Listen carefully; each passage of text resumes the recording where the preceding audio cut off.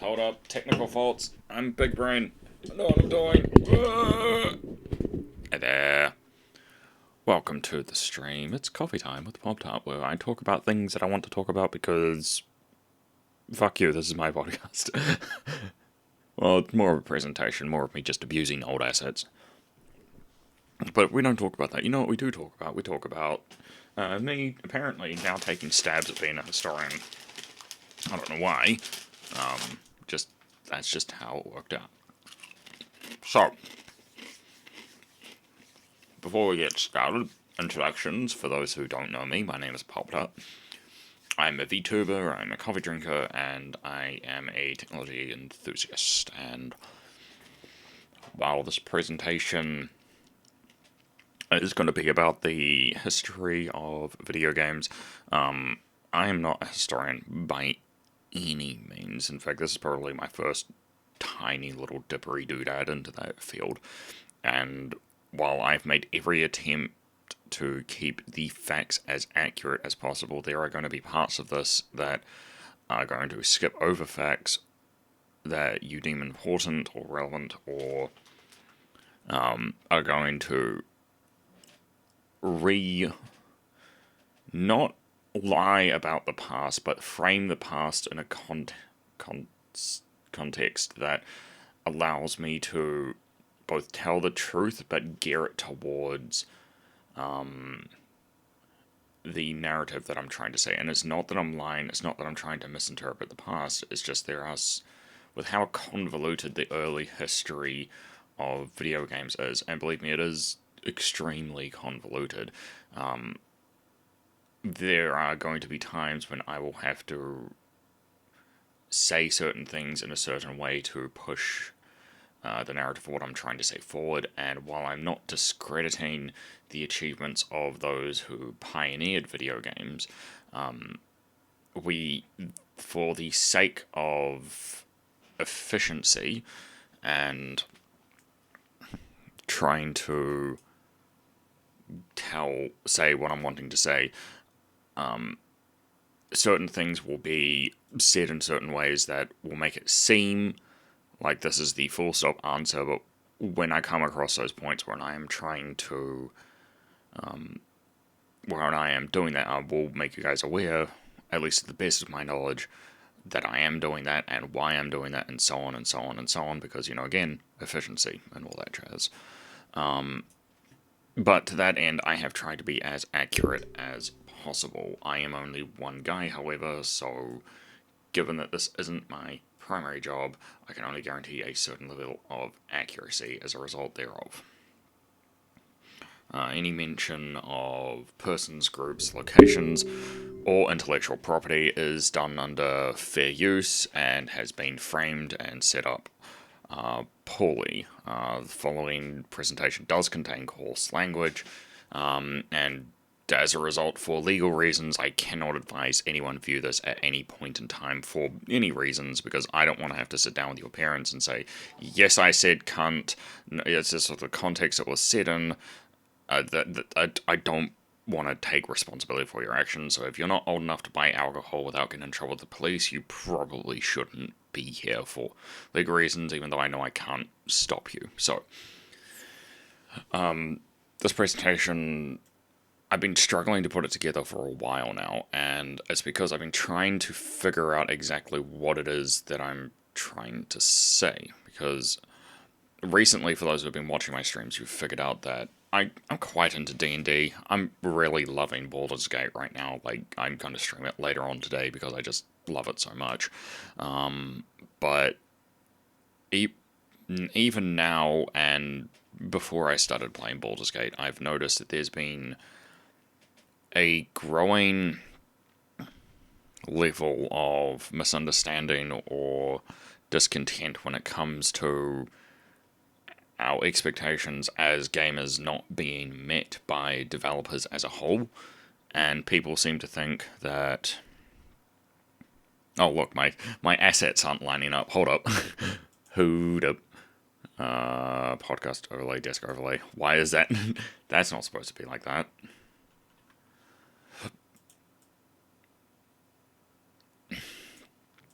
There we go, that's better. People have been a little bit upset, and it's a lot to do with the fact that they believe that their expectations aren't being met, or they feel as though developers and people who make, consoles or computers or phones or whatever platform you choose to play on just aren't really coming to bat when it comes to their enjoyment, their experience with video games, and that people seem to think that Baldur's Gate 3 by Larian Studios is the new standard. It is the bar that everyone now has to meet, and that's not really an okay way to think about it, and that's largely due to IGN, but we'll touch on that later.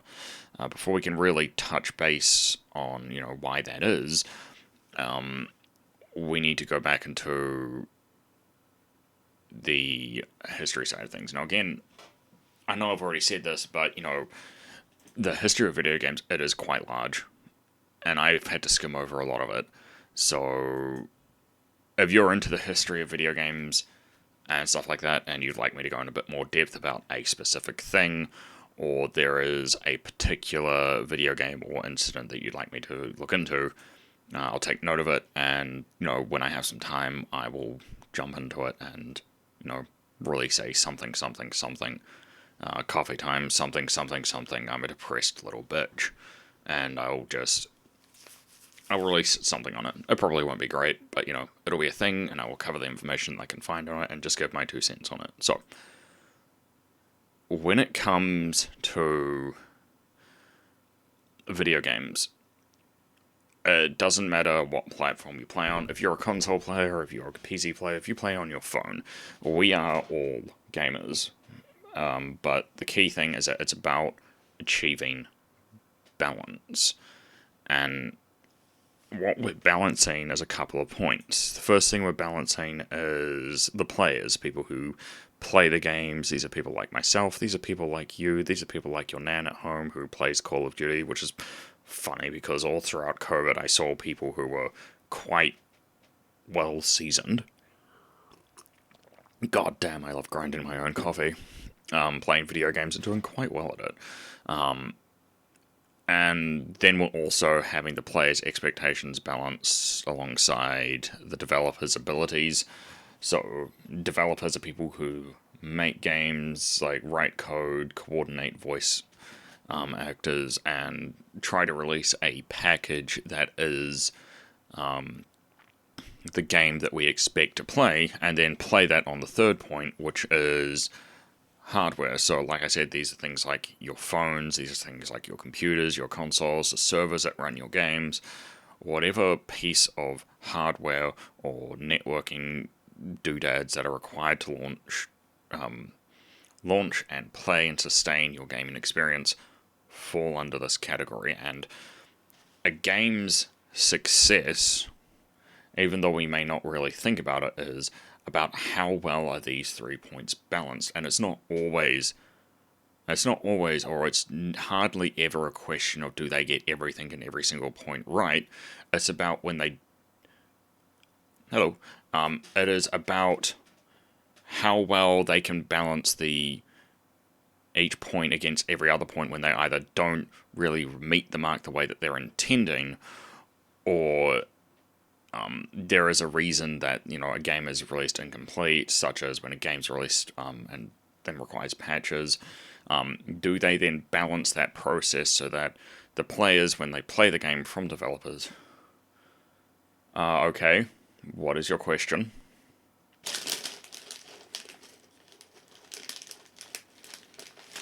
Go on, come on, we're under a crunch.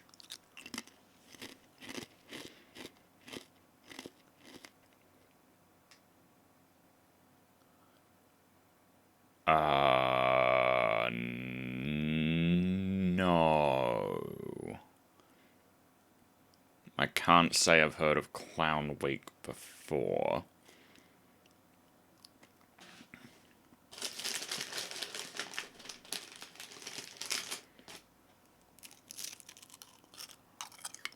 Is this an insane clown posse thing?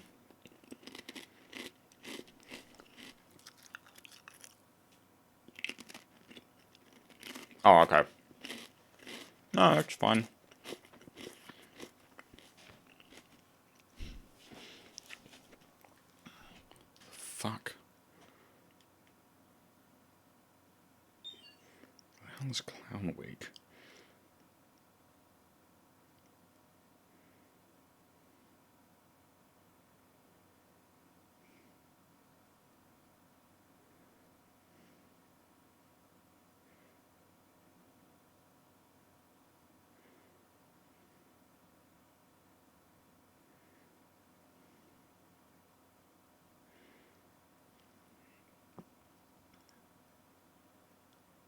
Oh.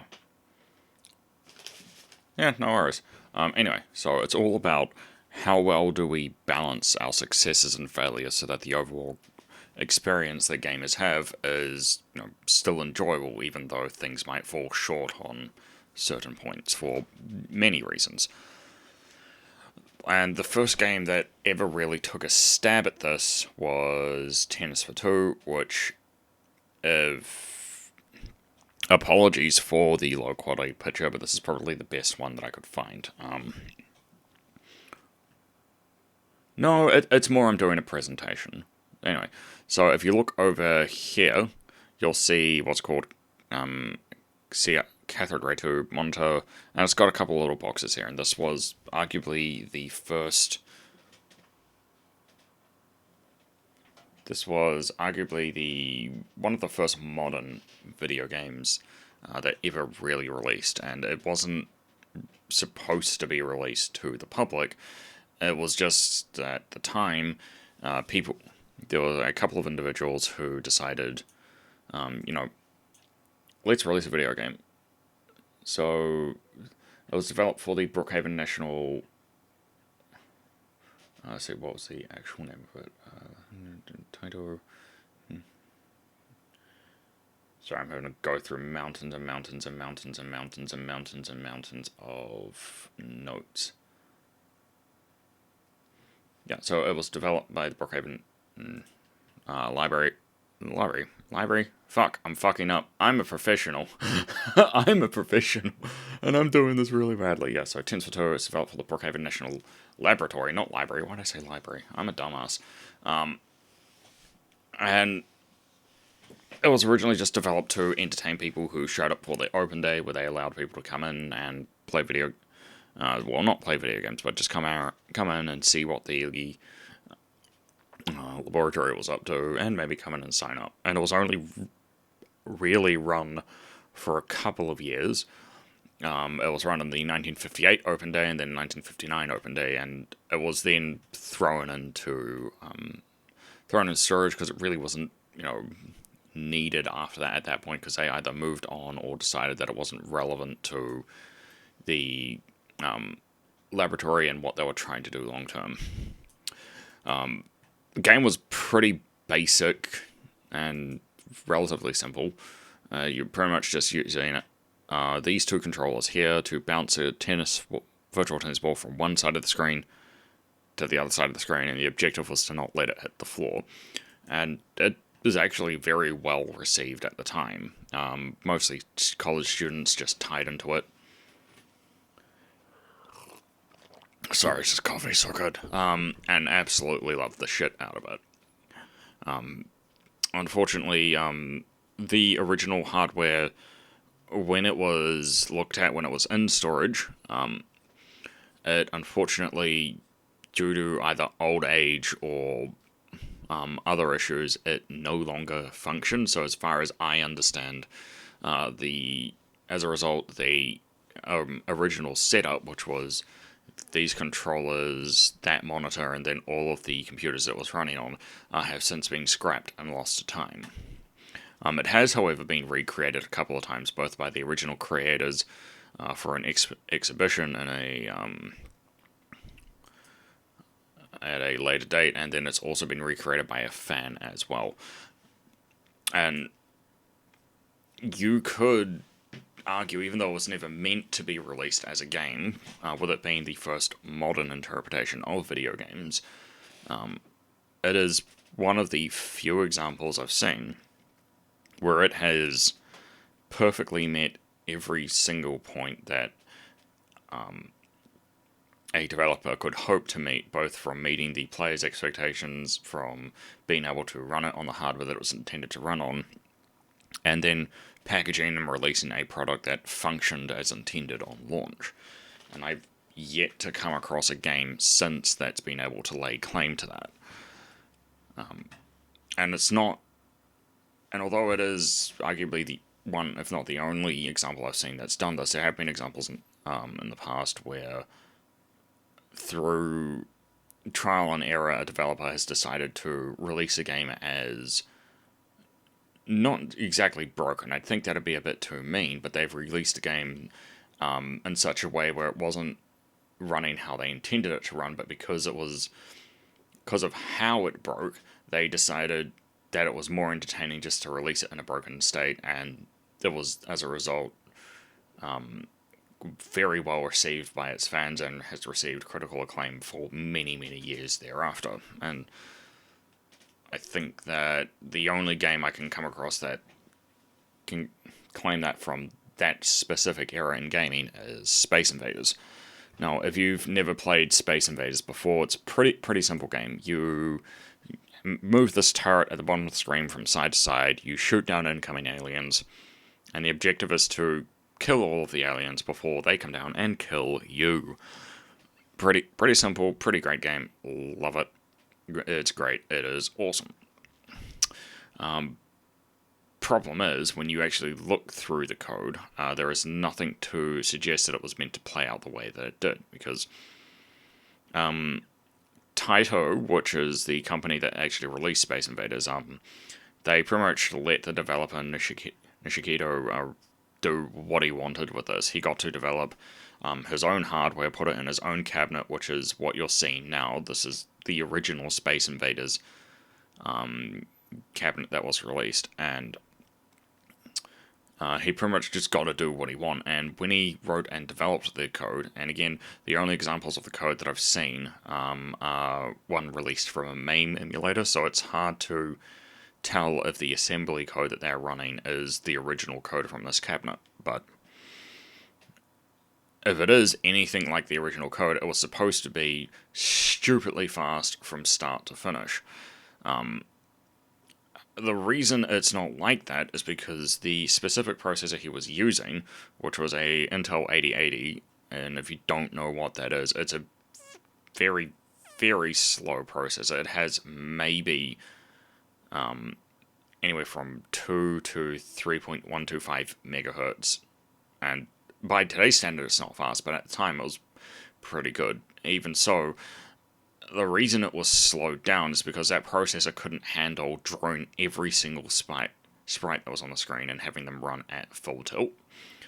And when Nishikito found this, when he was testing it, because he's a developer, obviously he tested it, he played through it a couple of times. He did consider fixing it, but he decided that the novelty of the game getting just progressively faster would sit very well with both players and people who pay to have this game in their store. And as a result, although it was released in a technically broken state, because of how it was broken, it then led to it being one of the most iconic games of its era in arcade history. And this is not the first time that a developer has intentionally left a game as broken and it was then released and then well received by its fans. Grand Theft Auto. We've all seen it. We've all played it. Some of you have probably played all of these, or at least one of these titles. That's just how big Grand Theft Auto was.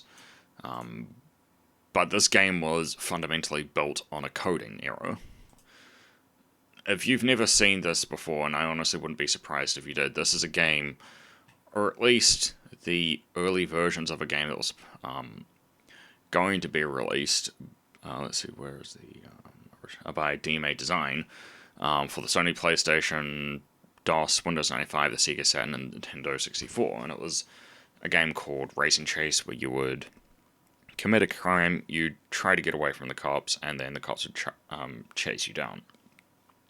So pretty much cops and robbers for people to enjoy at home.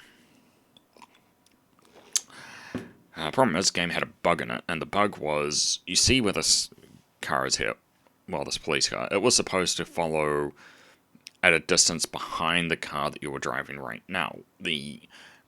And how that was set up is that the pathfinding in the game, which is how this car knows to drive from that street and then follow you, was set up so that it would only get so close to the car in question, then it would just stay at that distance away while you went around the map doing what you were doing, completing your missions and just having a good time.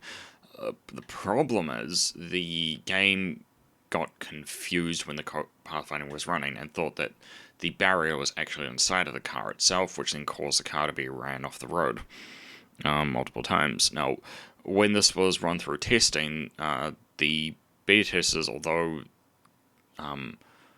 beta testers knew that this was a bug in the code after they talked to the developers, and after further testing, they decided that although this wasn't how the game was supposed to run, they actually enjoyed the novelty of driving around and then potentially getting rammed off the streets by the police. And the developers then decided, after further testing, and see how it actually sat with all of their testing pool, they decided to scrap Race and Chase and then repackage it as a pretty much clusterfuck of a game where cops would then ram after you, cause massive accidents. I personally got fatality'd a couple of times, and it went from this game here to Grand Theft Auto. Yeah. Grand Theft Auto was built on a coding error. Like, how great is that? And yeah, it failed. Technically, it failed hard from a development standpoint, but again, that shortfall was so well balanced by everything else that it's just gone on and on and on to achieve multiple levels of success. In fact, it's one of the few games I've come across where everyone who's ever touched this game has just had a great time, myself included. In fact, on this stream, on this channel even, I would be playing Grand Theft Auto San Andreas if it wasn't for the fact that the music that's included in that game, it gets picked up by Twitch's like bots, which scan your streams for copyrighted music, and as a result, my large sections of my stream do get muted virtually instantly after I publish the video. So that, combined with the fact that the re-release of San Andreas is a buggy mess and doesn't want to run, it just meant that I had to drop that series, which is unfortunate, but it is what it is. So let's review what we've talked about so far. We've seen examples where either the developers have fallen short of creating a perfect game, or the hardware has fallen short of a perfect game. We've seen examples of these 2 points here just absolutely eating shit. But in spite of that, these examples shown that you can fall short of those points and still release a fucking great experience for people to enjoy. But what people are upset about and get confused with is what happens when these points aren't very well balanced and turn into one of these. Now, I could go for ages and ages and ages and ages and talk about how every single one of these companies, for one reason or another, has fallen short of their expectations that have been set by both themselves and the fans at large. And we could be here for months, like literal months. Like, gaming, like I said, is a complex thing, and it's impossible to cover every single little nuance that has gone on in the past decade even, because I am one guy, and I would like to get back to playing video games, and again, this isn't my full-time job, so we're not going to do that. Instead, what we are going to do is that we're going to talk about how this guy fucked over this guy when it came to making that guy. See what I'm putting down? We're talking about this guy and this guy getting fucked over when it comes to making this guy. So, if you've never heard of BioWare before, you've probably heard of one of their most famous projects called Mass Effect. Originally it was a 3-part series that was released back in the day that covered, apocalypse scenarios where you would try to save the universe from the Reapers, and it does get more complex than that, but it is still, even to this day, is still very well loved, and it's received, like the original game, like the first 2 games, they were great. The third game, when BioWare released it, they actually got such bad shit, such a violent reaction from fans when it came to the ending of that game, that they said, you know what, we've not really met our fans' expectations. So we're going to release free DLC where we add an alternate ending to the game so that the players feel like they have more control, more options. And they didn't have to do that. They could have said, no, this is how we want to release the game. This is how the game is being released. You can just, suck eggs. And they did it. And, that's pretty cool when developers come to bat like that. And it was great. And so great is it that it's actually that they said, you know what, hold my beer. We're going to re-release all 3 titles in HD, and get this, we're adding yet more story content to it. Again, they didn't have to do that. The games are already great, and they said, but we can do better. And they did, and it was awesome. I unfortunately don't have a computer powerful enough to play it because, I'm running on 10-year-old hardware. Yeah, my computer struggles to play Baldur's Gate 3. That's what we're dealing with at the moment, so I only have the original 3 titles, but even so, I love them. Maybe I'll play them on the stream at some point. Who knows? The issue is when it comes to when they were making Mass Effect Andromeda. Now, up until this point, BioWare had been working on Unreal Engine 3 or a variant of it, and they had big plans for Mass Effect Andromeda, so much so that they worked Unreal Engine 3 to allow procedural generation to take place, because they saw what No Man's Sky was getting up to by Hello Games, and they thought, let's try that out. And they did, and they actually had a working model. The problem is, when they visited these pre-generated worlds, it really wasn't up to their standards, so they decided, no, what we're going to do is that we're going to pre-generate every single world because we have an artistic vision that this automated software just isn't meeting. So they did it, and it was great, and then Electronic Arts, came in, and they had this game engine, if you don't know, called Frostbite. Now, Frostbite, it's not that it's a bad engine. It's not that it doesn't do what it sets out to do. The problem is when it comes to making a game of this scale, it doesn't really work. And Electronic Arts was told this, and they were told it really wasn't going to work, and then they said, no, we need to remake our money. We've just spent all this money developing Frostbite, so now everyone is going to use Frostbite so that we can, capitalize on our investment. And I've not had this confirmed by any official source, but given the fallout that's happened at BioWare Montreal, which was the division of BioWare responsible, well, by and large responsible for Mass Effect Andromeda, a number of key members of staff left, which led to crunch times, which led to them just getting... Nope, that's a previous screen. That has nothing to do with what we're doing. That led to more crunch time, that led to the game being pushed out in a janky mile of shit. And it failed hard from players' expectations. In fact, you really don't need to look far on YouTube to find examples of how buggy that game both was at the time and still is. They spent like millions on developing this game. The facial animations don't work. You get stuck in certain terrain, and you could just go on and on and on and find bug after bug after bug after bug. And this is from a well-established company that has developed, to a point, games that have functioned way better than this when they were released. So they have the capacity to write code, they have the capacity to release titles on known IP, and if they had just listened to BioWare and said, no, we need to develop with what we know to release a game that works, that people enjoy, they would have had a much more well-rounded experience when it came to releasing a product that they've been working on for a while and then having it well received by industry. Unfortunately, that just didn't happen. And you would think that the game would have been dropped and forgotten about, and to a point you would be correct.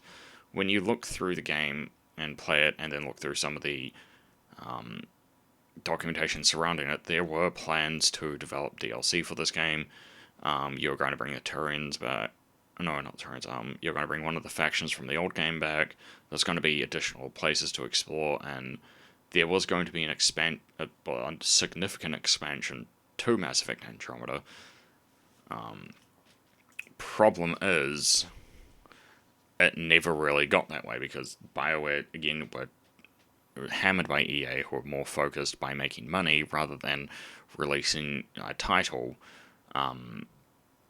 developed by people who knew what they were doing, and instead they opted for getting these people to work with the platform and tools that they knew how to use. They got these people to use something that wasn't even fit for purpose, and as a result, and Mass Effect Andromeda was a shell of its former self, and has since been, forgotten to the annals of gaming history. Now, what we're really concerned about when it comes to Baldur's Gate, is a article released by IGN where they claimed that Baldur's Gate is the new standard for gaming. It has been coded so well and works so well on release that gamers should expect this from everyone, and that's really not fair. Because yes, Baldur's Gate 3 is great. Yes, it's achieved a lot of things, but when we talk about expectations and what we expect of both ourselves and people at large, we need to take pause and realize that if these expectations aren't reasonable, if they aren't achievable, then it's not really fair to have those of anyone unless you have a plan to fix that. But that, I'm getting a little sidetracked there. So if you don't want to know specifically what I'm referring to, Damien Lawden from the Escapist magazine, which is a company out of Australia mostly, released an article on it that goes into significantly large amounts of depth that sort of course corrected me a little bit, so I'll be thankful to him for that till the end of time. But at least from my perspective, we're really Larian Studios, which is the game that released Baldur's Gate 3, excuse me, I'll just fudge. I'll just duck down a little bit. There we go. When we're talking about Larian Studios and why they've been able to achieve what they've achieved with Baldur's Gate 3, you need to remember that they've had a lot of advantages coming into releasing this game. First is the development for Baldur's Gate 3 started way back in 2017. So from a development standpoint, this gave them compared to most games and how they're released, they had a shitload of time to write code, write dialogue, piece the game together, work on the engine, which, again, if you look at the third point, it's all of the things that they've developed are based on infrastructure or tools that they've made in-house that they know how to use. And, yeah, like that, between 2017 and 2023, they've had a metric shit ton of time to polish this game, and yeah, it's not perfect. Like, we've received a patch now, there are still bugs in it. Like, last night even, I was playing through this game, and without spoiling too much of it, there is a section of the game where you're required, by very convoluted means, to go to a place that the game doesn't identify, to craft an item to use on a boss that doesn't work, nor do you actually need. And there are still instances like that in the game. But, again, those are very, very unique examples that will only ever bother you if you get into the nitty-gritty of this game and try to do all of the things in all of the places. But to get to that point where they released that game, they had some 400 staff around the world working on just this one title, plus the several games that they've released before this, allowed them to work on code that was developed with the Dungeons and Dragons IP. Now, working with a well-established IP doesn't necessarily mean that you will make a particularly good game. Like, I'm sure you could go into industry and find where publishers have worked with IP that's not their own and released absolute dog shit. But again, it's a well-known IP, so the sizzle around Dungeons and Dragons did actually accelerate its popularity, and that's to a lot of podcasts out there such as Critical Role, Dungeons and Daddies, then Fool's Gold as well as many other podcasts that release playthroughs of the Dungeons and Dragons tabletop game. And when we talk about realistic expectations, it is not realistic for any studio, if you're just like some indie dev studio or even AAA studios, to have both all of this basic stuff and develop a game with the amount of polish that this game has on release. So no, it is not, I think, the new standard, because that's not fair to expect that of every single developer in the world who releases either a CRPG, which is a computer role-playing game, or any game, period. What I think this game has done, however, is that it's shown developers out there who are either working on a game or working on a title that's slated for release, it's shown them that it is, that if you tread carefully,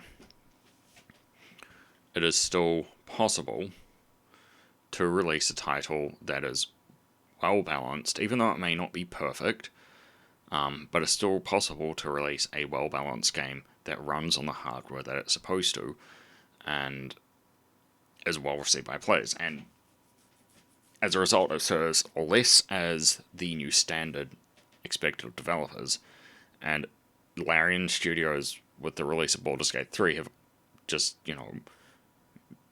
although they've achieved great things, have more created a beacon of hope that it's still possible, to release a game that people will have fun with. And I think that's what we need to remember when it comes to talking about Baldur's Gate 3.